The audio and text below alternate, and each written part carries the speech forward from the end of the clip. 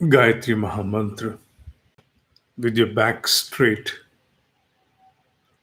both hands on the lap, lift beneath the right, contemplative wood Mahamantra. Om Bhurabhuvah Swaha Tatsaviturvarenyam Bhargo Devasya Dhimahi Dhiyo Yo Nah Prachodayat. Om Bhurabhuvah Swaha Tatsaviturvarenyam Bhargo Devasya Dhimahi Dhiyo Yo Nah Prachodayat.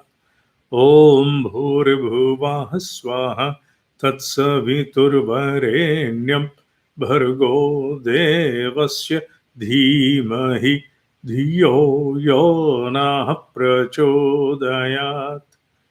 Invocation of Adiguru Muni Vedvyas through Guru Vandana.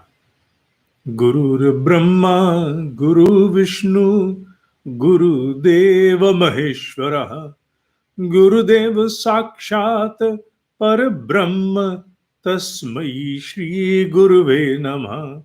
Akhand Mandalakaram Vyaptam Yena Characharam Tatpadam Darshitam Yena Tasmai Shri Guruve Namaha.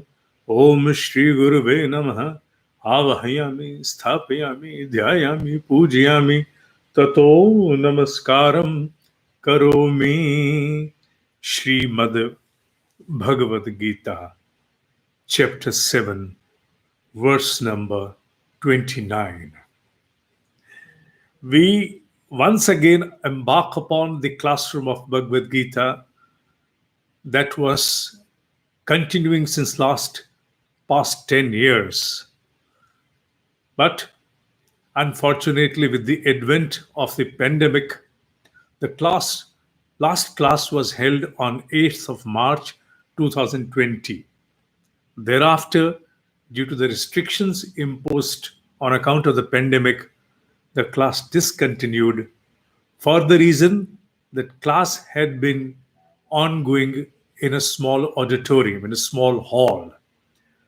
Thereby, we were waiting for the pandemic to cease so that we can restart the classes in the hall, where a small number of dedicated students of Bhagavad Gita used to assemble in order to attend that live class. But now, as we witness, the pandemic has stretched its pangs, and now the time was passing. Thereby, an insistence came upon me to start the class online. And we'll see whenever the things ease, the pandemic is over, then we shall once again initiate with the classroom in the same small hall or auditorium, whatever we term it as. By recalling the last verse number 28, we shall now then embark upon today's verse number 29. Let me also make a mention that chapter 7 comprises of 30 verses in total, 30 slokas. Thereafter, then we shall begin the chapter number 8, Shrimad Bhagavad Gita. In the last verse, a mention came that when one exhausts one's sins and accumulates good karma, punya karma, then one is able to relinquish oneself from the conflict, from the duality, which is a distortion, a continuous distortion into the awareness of human being that does not allow one to settle and embark upon the primary pursuit of one's life, one's manifestation. What is the primary pursuit? The primary objective for any human manifestation is Atmano Mokshartha Jagat Hitacha. I should liberate Moksharth. I should liberate, emancipate through deeds that help others, Jagat Hitaya Cha. I've taken a very cumulative understanding of it. Atmano moksha jagat hitaya happens to be the primary objective of any human manifestation. And one shall never embark upon such an objective with a resolute will unless one has exhausted one's own evil deeds or sins, whatever we may call them as. What are sins and what is the punya karma? One's ability to decipher the primary objective of life, one's ability to concentrate and focus upon the primary objective of life, one's ability to prioritize and move accordingly upon the primary objective of life is the punya karma.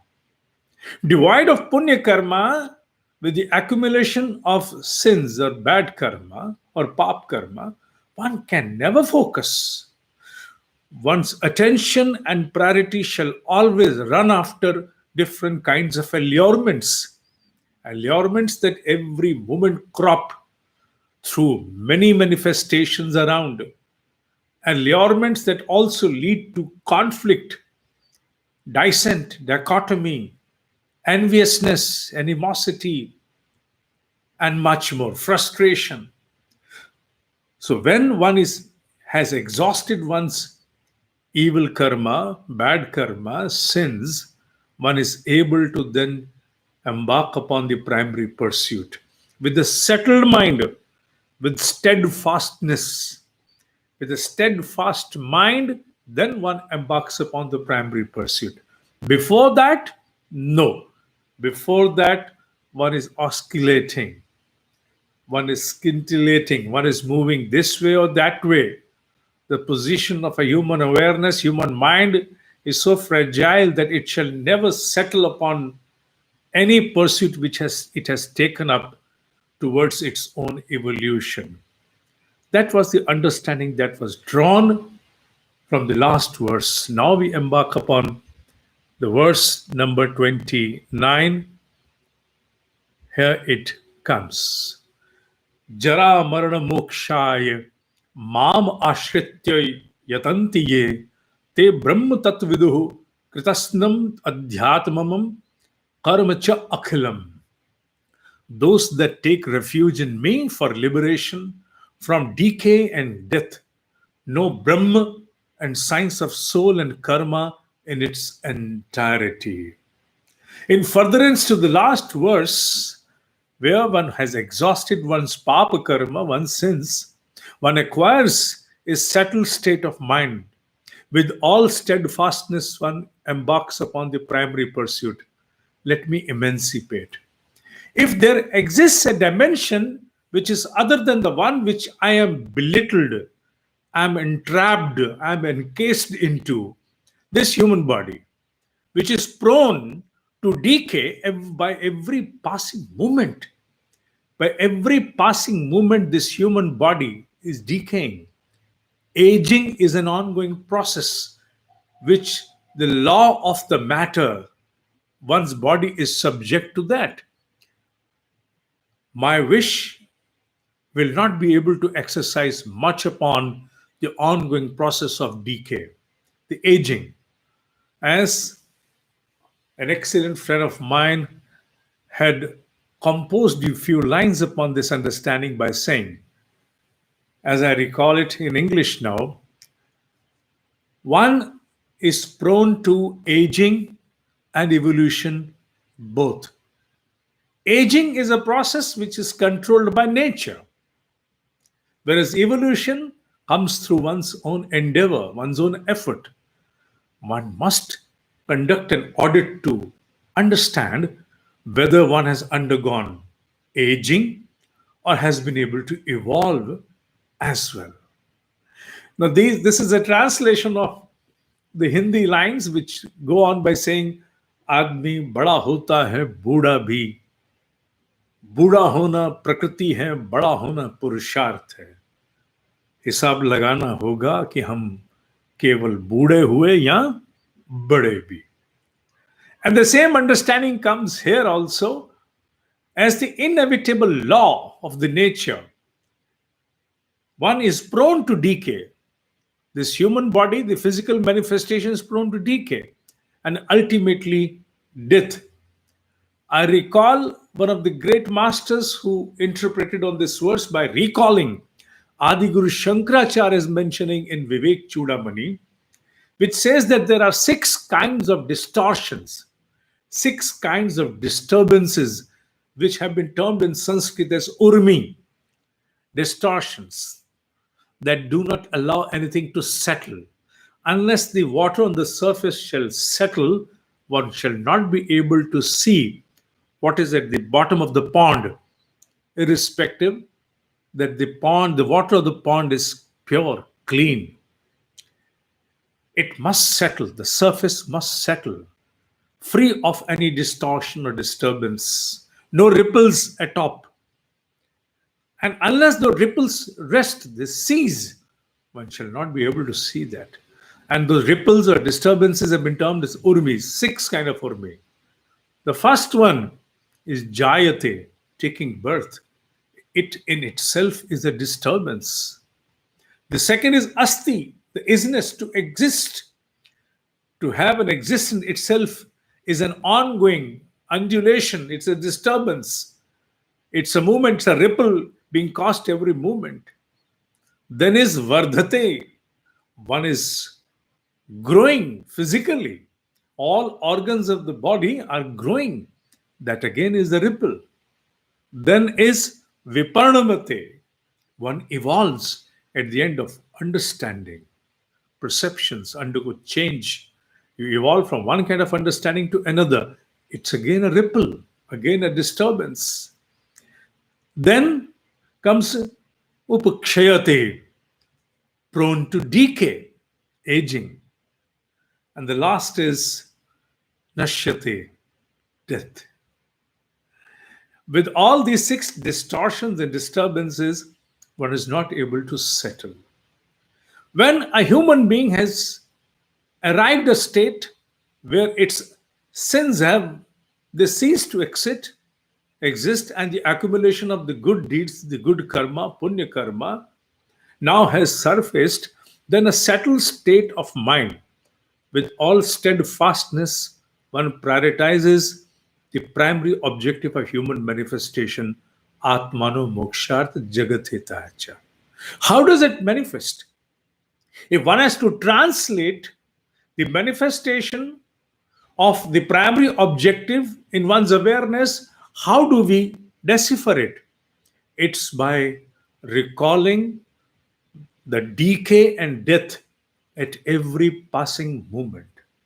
Before one prioritizes any of one's decision, one embarks upon any major activity, one shall always have at one's hindsight this understanding, this fulcrum for one's existence, that I am prone to decay.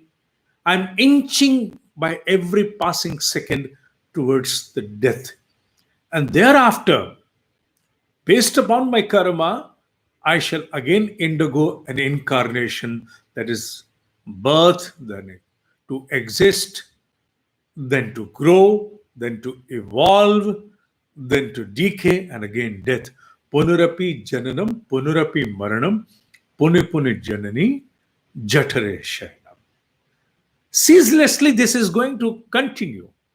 It shall perpetuate endless chain of reincarnations unless one is able to get hold of the primary objective and recall every passing movement before making any initiative, that I'm prone to decay and inching towards death, and I must liberate out of it.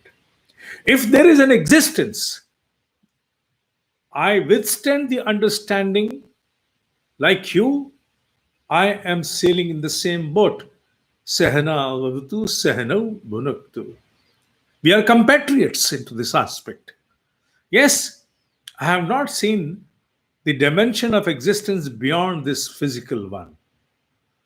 I am encased, entrapped into the same where you are.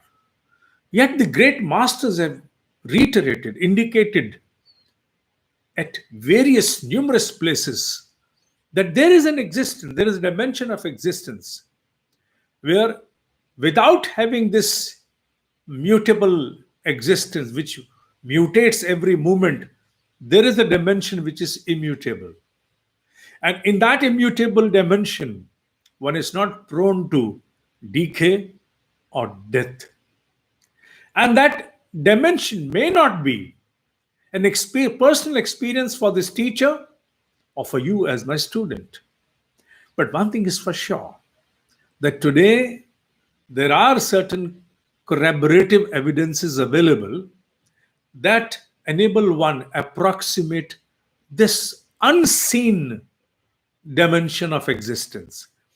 And I have recalled the NDE, near death experience, under my different lectures conducted upon various subjects of spiritualism.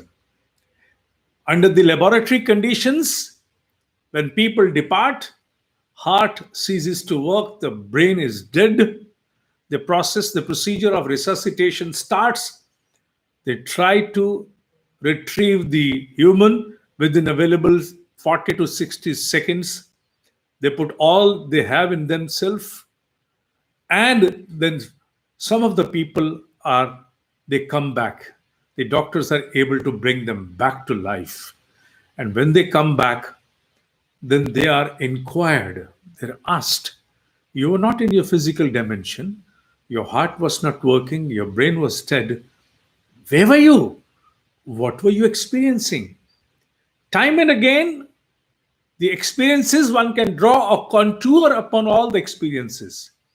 Almost each one of them, barring few aberrations of moving other dimensions as well, each one of them is able to recall the ongoing procedures in the ICU or the operation theater, wherever. And they're able to mention, we were able to see, we were able to hear. And when they move out into other dimensions, they're even able to smell, taste, touch, walk, which establishes that the existence of a human, other than this physical entrapment, does exist. Where all those activities are possible, they happen, which otherwise, with the drivers available, known as the sensory drivers, sensory organs, we execute different mandates of sight, smell, sound, taste, touch, etc. They are possible. The understanding drawn from NDE enforces us to believe that there does exist a dimension devoid of this entrapment of this physical dimension, which probably the great masters have experienced, and that is what the term is liberation. Liberation from the perpetuating or the endless cycle of birth, death, birth, again, prone to 6 urmis. And if it is there, Jarana, Jara, Marana, Moksha. Liberate myself from that. Mam ashritya yatantishe. Mam ashritya, taking refuge in me. Who is this me and what is the refuge? God is not an entity that seeks sycophants to sit before it and sing merely glory of it. No. The glory of the Almighty, the all-pervasive, omniscient, omnipresent, is to live by its constitution, is to live by its discipline. And what's this constitution and discipline? Ishvara. It conveys that one should always strive to evolve and seek emancipation. Nobody can answer why this creation came into inception. What triggered in the God to create it? Nobody can answer that with conclusive detail. But yes, great masters have time and again reiterated at various places that one can certainly understand how it is happening. The answer to why may not be there, but the answer to how is available. So then let's focus upon the how and understand what is the will, what is the expectation of the Lord, of the Creator, of this human, which it has manifested with the brain, which runs into its potential towards infinity. If that be the potential I have been manifested with, then I must cherish that by understanding the primary objective of this life, of this incarnation, of this manifestation, and cherish it. By cherishing it, I go into its refuge. Going into its refuge is not merely to sit down for a bhajan. The most prominent bhajan shall be to live every moment according to the mandate of the Shiva. Shivoham. Let Shivatva manifest in each and every understanding and activity of my life. That seeking itself is Mam Ashritya. Te Brahma Tatvidu Kritasnam Adhyatmamam Karma Cha Akhilam. They who have now considered, who have now given to themselves, who have now prioritized the primary objective as their own emancipation, they are the ones that shall unravel the understanding about the cosmic intelligence, cosmic mind. They are the ones who shall be able to understand the science of the soul. We all understand to certain extents, if not all, the science of the human body. At least thickly we understand. We understand about organs, their functioning, their role in the human manifestation. But the science of soul talks about dissecting and understanding the layers, peeling off the human awareness. Wherefrom arise the desires, wherefrom arise the logic, wherefrom arise imagination, wherefrom arise my memories, and wherefrom I retain my isness, ahankara. Dissecting the human awareness is about understanding the self, and that is the science of soul, because at the back and the ultimate end of this dissection lies the true spark, the true self. And that science of soul is termed as Adhyatma.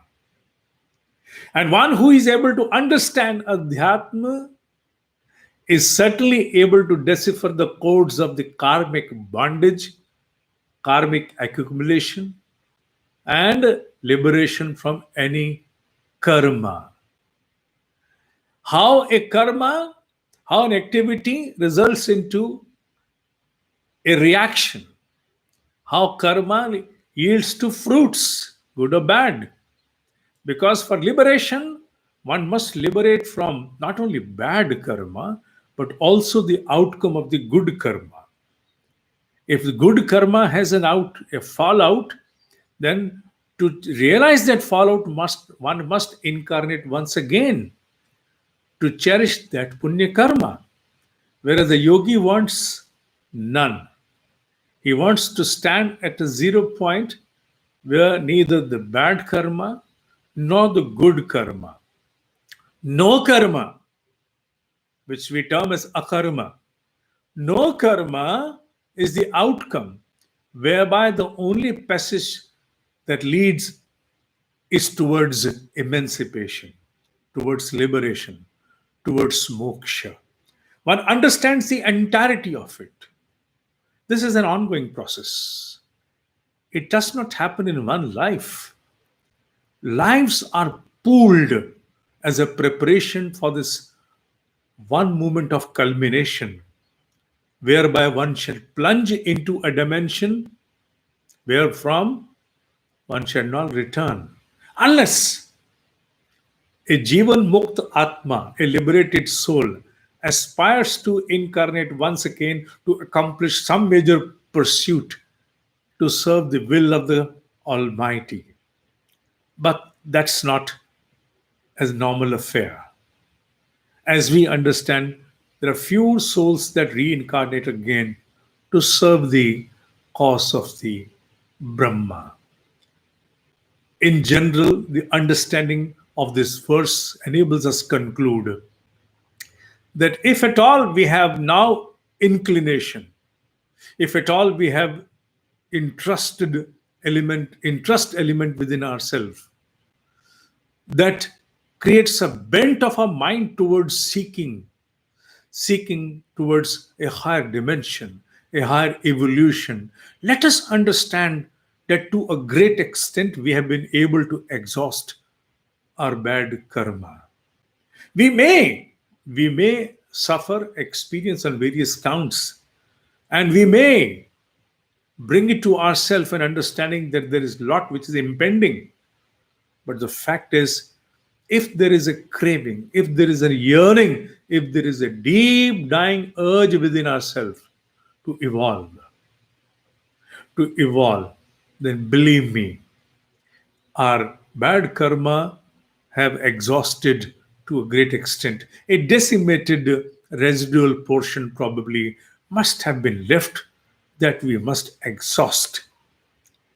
And now it is the time for us to contribute more towards our jnana and dhyana, so that the only priority to emancipate gathers more ground, while we equally do justice to the dispensation of our mandatory obligations of our ordinary life, not relinquishing them, but while exercising them with an unbiased mohamukta, dvanda mohamukta, without bias and without conflict, dispense all mandatory obligations of life, and yet recall to ourselves that I have to now move and inch towards not death but liberation.